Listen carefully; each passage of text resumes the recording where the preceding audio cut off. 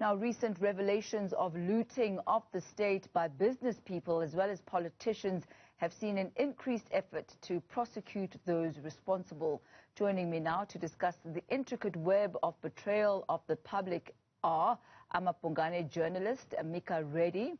Joining us as well is a Free State DA provincial leader, Mr. Roy Jankielsohn, as well as Mr. Kaizer Kganyago of the Special Investigating Unit. Also, we do have Professor Miller joining us this afternoon.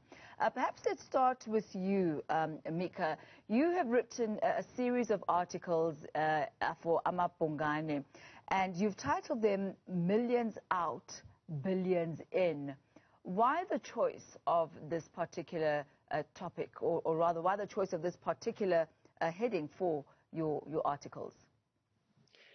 Well, the articles are sort of a profile of a politically connected businessman and how party funding and lax rules and regulations and laws around party funding enable unaccountability and enable sort of influence peddling and allow politically connected businessmen to lean on politicians to get benefits in ways that are questionable. So it's basically about how a politically connected figure sort of navigates the world of tenders and murky deals like the Giyani water story, which we highlighted as one of the key sort of case studies in this. Now this particular businessman, Thulani Majola, his company LTE was at the heart of the now infamous Giyani water scandal. So part one dealt with that and how his funding to politicians meant that in his time of need he could call on people higher up or people high up in the sort of political food chain to help him out when his project landed in trouble. Part two looked at tenders, particularly in the Kuruleni Metro, and how his funding to politicians in both the ANC and the EFF may have helped him in awarding those tenders, some of which were, let's just say, a little dubious in how they were arranged. You know, oftentimes in these situations, we focus on the business people involved and we focus on the politicians. But also, Professor Miller, what's important here specifically is we need to really be focusing on the impact that these type of dealings have on those people affected on the ground.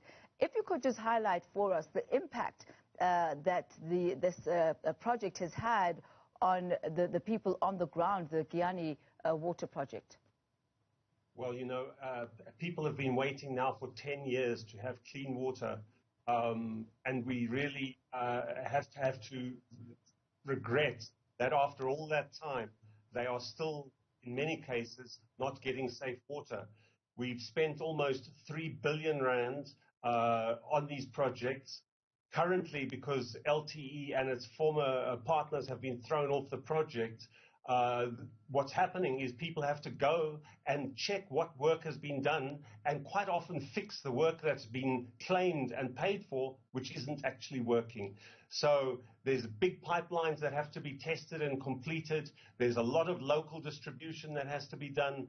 And I don't think we're going to see the final completion of the project anytime before the end of 2022. And we'll have spent another 1 billion rand trying to fix all of these problems. Now, apart from the Giyani water project, let me come to you, Mr. Roy. There's also the issue of the Tabang project, which you, as the Democratic Alliance, were also quite vigilant on following up on. What is the latest regarding that? Tommy, there are various projects in the Free State. The Tabang project is one of them. Obviously, the better known one is the asbestos contracts of 225 million. And then there are also the controversial housing contracts at Vogelfontein, is Enzileni Warden. But the Tabang one is a 220 million contract where 728 housing units were supposed to be built. They were previously asbestos units. These were demolished, and this money was paid out, and to date there's very little on the ground to show for the 220 million rand that was spent. And it's interesting, Micah mentioned how these dubious companies and individuals in government navigate through these various deals. Well, I think the Free State supplies the map in which they navigate these deals. Mr. Kganyago, let me pose this next question to you. All three of our panelists have pointed to a specific project, but how rife is corruption on the ground where huge monies, millions, billions are spent by government, but where the services are actually not delivered, where you can't actually see where the money went? Thank you very much, Travi. There are a lot of contracts that we are working with where we find that the money is being paid, but on the ground we do not have anything that correlates the amount of money that we see. For an example, the Giyani project that they are talking about, when we got in to investigate as the SIU, we found that the initial contract was for 900 million rand to build to organize water for the 56 communities. And by the time when we did the search and seizure in 2019, in November, over 3.2 billion was paid. And most of that amount was unauthorized expenditure. And we found that even the way they went about in procuring the services, it was not done in the right way. We have a lot of such. The asbestos one is one example where money is paid, but the houses still have asbestos, and we went and investigated that, and the results of these court cases are as a result of the work that was done by the SIU to make sure that we take to the upper part the information and the dubious dealings that have been happening. And we see that continuing to happen even with the PPEs, where, for an example, people are paying for, the spec says something else, and they deliver something different from the spec, and then they get paid, only to find that later on, the PPEs that were bought, because they are not according to spec, they are not being able to be used, therefore it becomes fruitless expenditure. Let me come back to you, Micah. What we're seeing here in the report, millions out, billions in, seems to be almost what one would call a trend or a modus operandi on pre-existing relationships between businessmen and government officials who are able to somehow influence them getting the tenders. But going back to the issue of Umajola, how did he get the tenders that he got? Who or which doors was he knocking on? Look, I mean, we can't claim to have had sort of God's view of everything. There are gaps in the evidence. We can make inferences. We can weigh up the evidence. But there are points in the story where we can't, connect every little dot and say, well, this is the exact official that he leaned on. We know of sort of general modus operandis and patterns that Majola's actions conform to, and that's about keeping politicians sweet, keeping them on side, and that's why we talk about, millions out. He's paying millions to the ANC, to various ANC structures, and to individual or rather front companies linked to individual EFF leaders.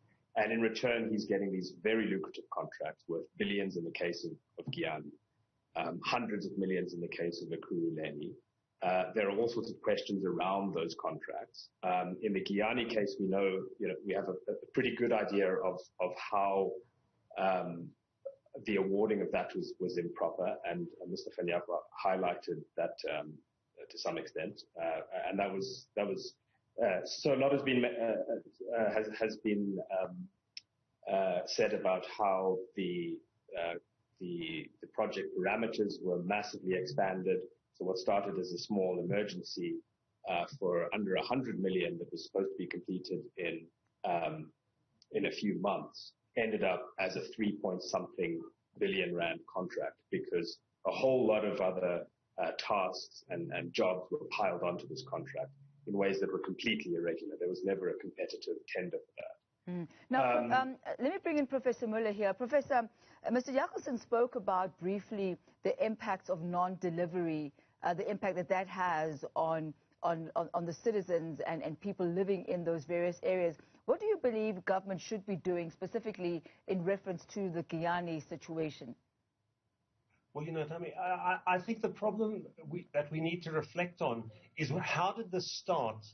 And the SIU has a report dating back to the time that Nomvula Mokonyane was an MEC and then later a premier in Gauteng.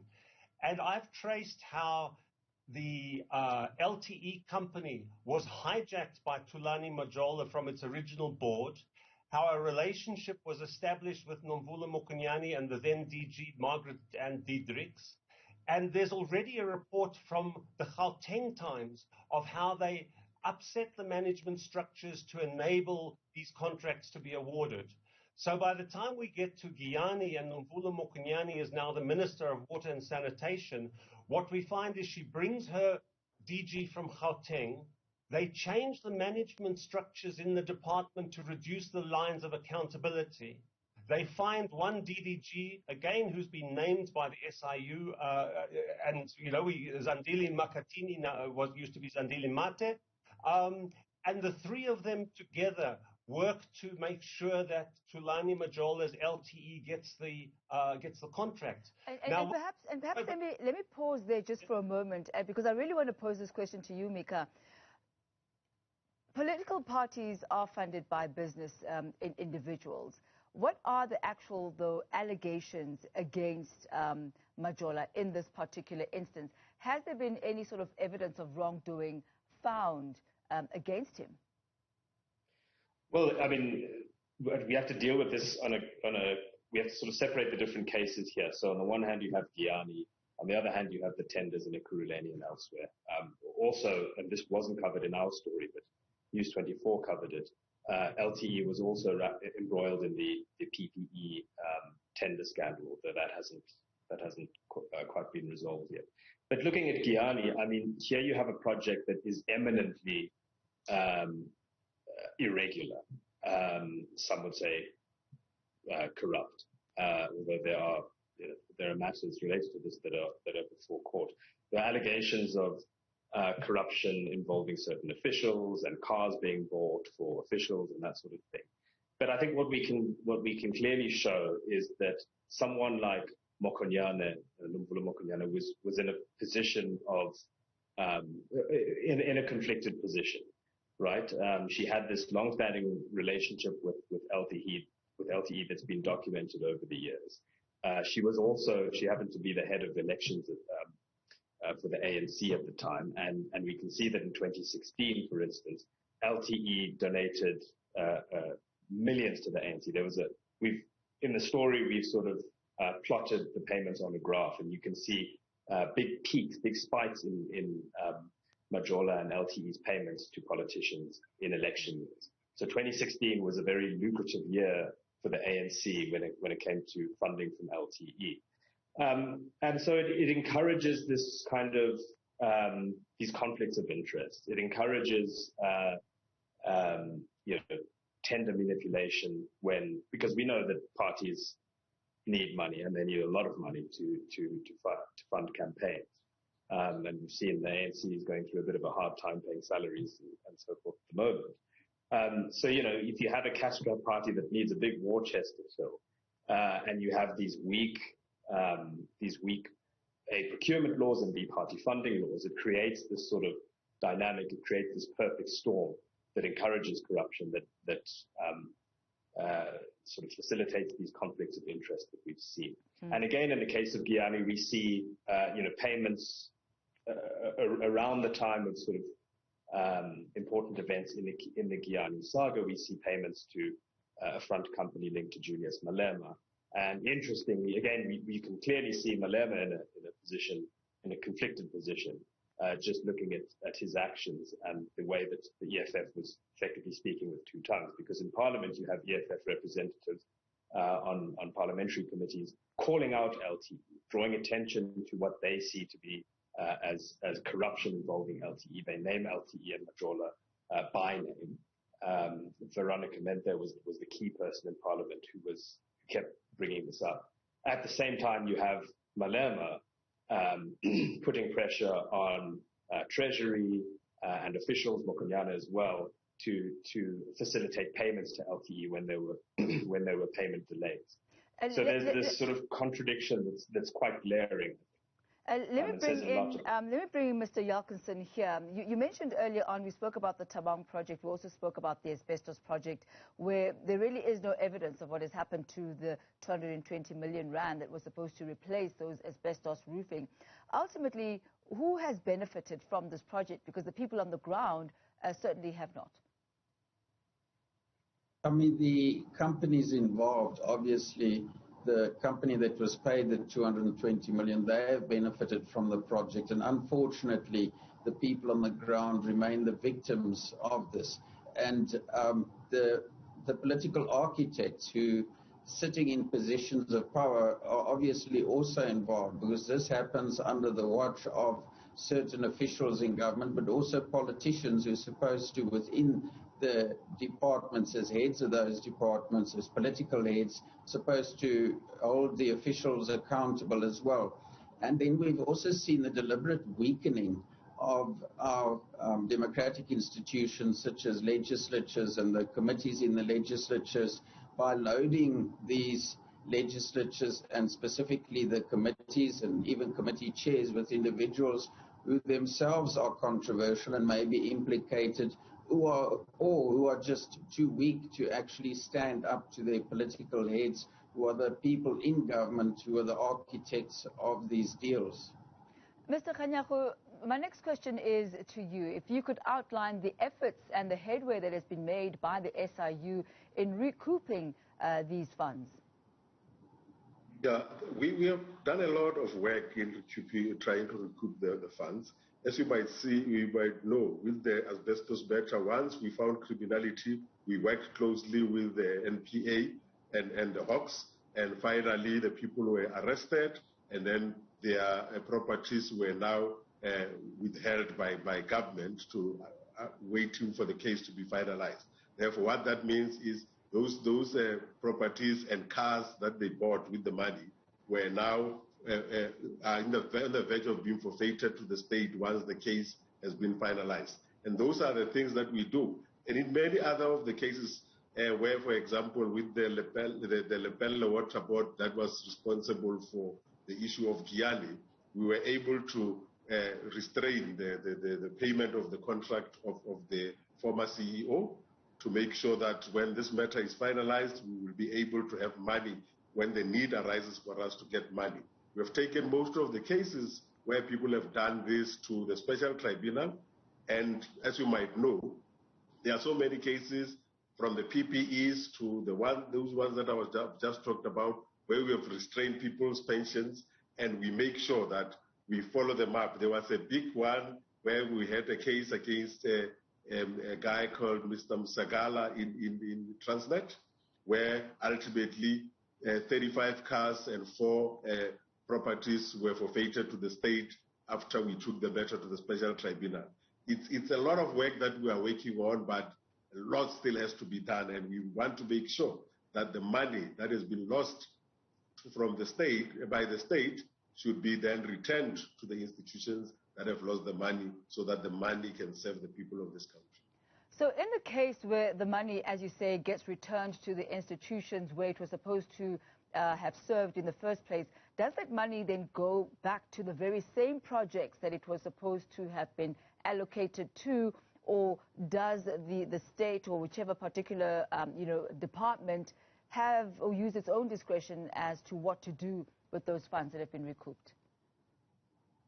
Obviously, Tabi, we cannot enforce that rule to say use it for this purpose or that purpose, but for our purpose, we have returned the money that was either overcharged or paid unlawfully, and the department has to either take it back to the projects, restart the project, because in most cases we find that the process was not done correctly, and we take it to court and nullify the process. Therefore, they cannot just restart the process from where it ended. It means they must start the procurement process and make sure that it is fair and in accordance with what the Constitution says.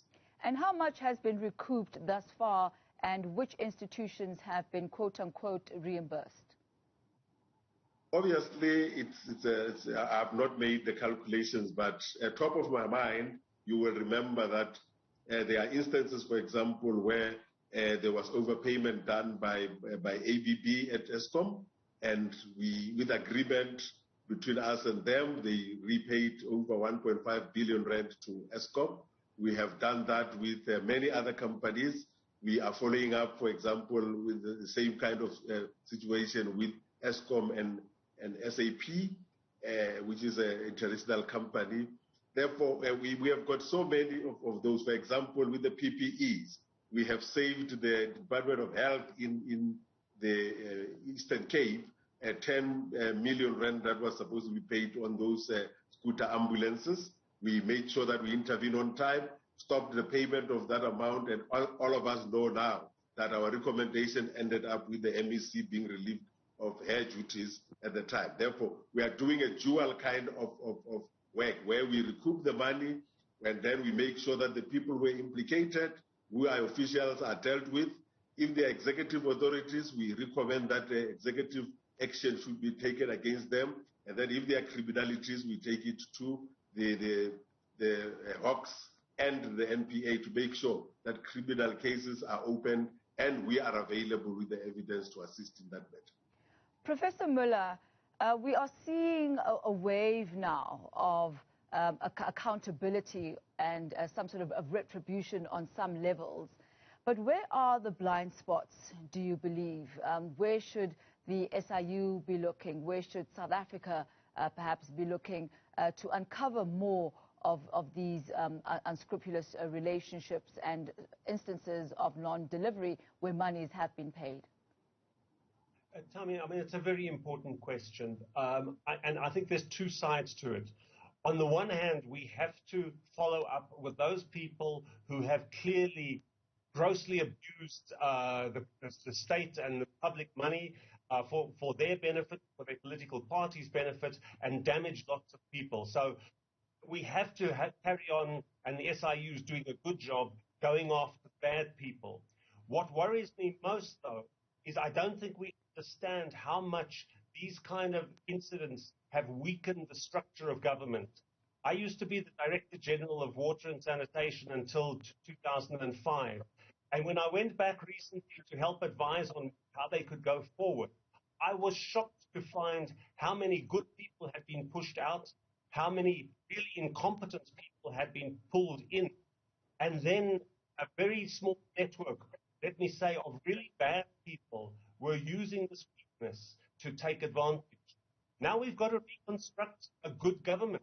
It really is a case where we have to almost go back to the beginning and say, how do we reconstruct strong, competent State Department in an area like water? And I think we're trying to work on doing that, but it's a long haul. It's very easy to break down a government. It's much more difficult to build it up. And I'm afraid that's the position we find ourselves in now. Thank you very much for that insight, Professor Müller. I'm going to pose my last question to you, Micah. When we heard the President of the Republic appearing at the State Capture Commission of Inquiry, you would have heard what one would call a compliment, I guess, that he gave to the media, saying that a lot of what the media has uncovered is what has sparked this round of investigations, what we're seeing unfolding at the State Capture Commission of Inquiry. But how did you, as an investigative journalist, actually receive the comment by the President, which was also coupled, I guess, with a pseudo apology, saying that those allegations that were printed, those reports, were not really taken seriously by the powers that be at the time of their printing? The pseudo apology, a full apology would perhaps be welcome. Look, it's one has to, I think, take the pseudo apology and the comments in context, and in the context of an ANC-led government that previously has tried to push through things like the secrecy bill. Thankfully, enough pressure was brought to bear to halt that. But that sort of thing would have done immense damage to the media and our ability to uncover these sorts of things, to uncover corruption. So I would sort of welcome it with reservations, I guess. There's definitely a lot more that needs to be done to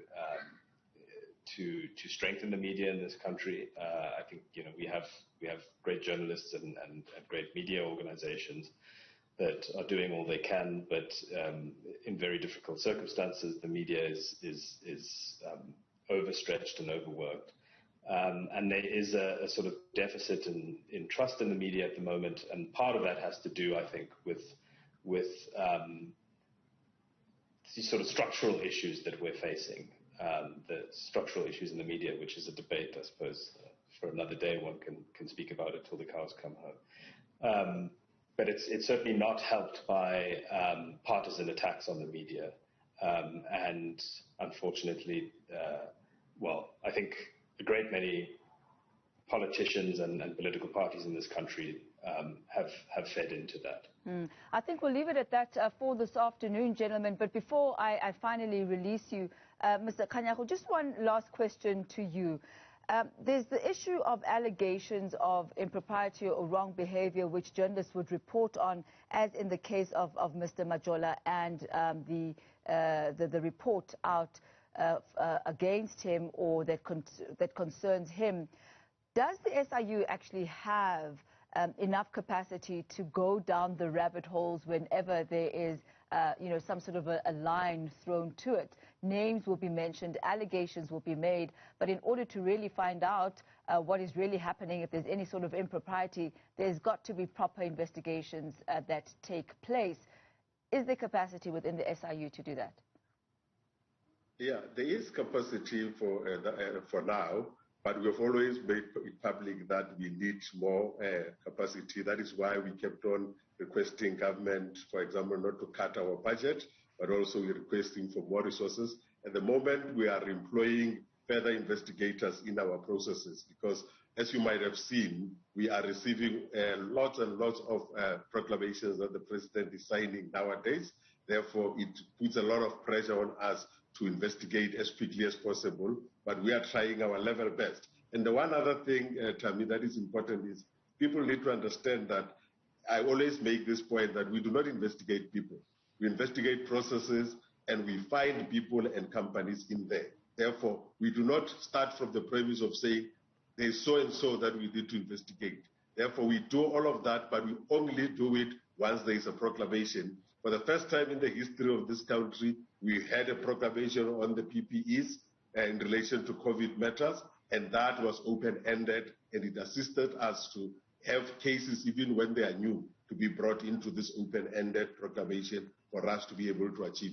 But all the time, we go through the proclamation process, and we make sure that we follow the processes after the proclamation is signed, and we will get to the bottom of each and every item under that proclamation. Unfortunately, gentlemen, time not on our side today, but I do thank you all for your contribution to this discussion, a very pertinent one that will, without a doubt, to continue in various quarters. That's Mr. Micah Reddy, Amabhungane journalist, joining us, as well as Professor Mike Muller from the Wits School of Governance, and Mr. Roy Jankielsohn, the Free State DA provincial leader, as well as Mr. Kaizer Kganyago from the Special Investigating Unit, the spokesperson there.